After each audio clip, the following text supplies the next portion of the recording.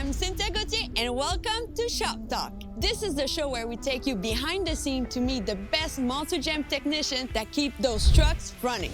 We will break down how Lucas Gear Oil keep things running smoothly under pressure. Let's talk shop with Matt. Hey Matt! What's going on, Cynthia?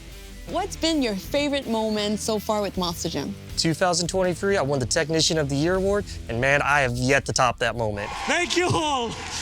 Can you explain what the drivetrain does and why is it so important? So if you come over here, once the power leaves the transmission, it goes to our transfer case. Once it goes from the transfer case, it goes to the drive shaft. The drive shaft is connected to our third member. Once it goes from the third member, it goes to our axle.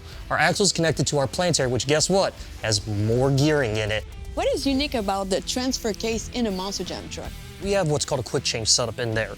So for instance, if we're at Atlanta Motor Speedway, one of the biggest tracks we run all year, I'm gonna go for a lower gear range to go more top speed. But let's say the following week I'm in Rosemont, which is an arena floor, I'm gonna switch the gears to a higher gear set that's gonna give me more acceleration for the tighter space.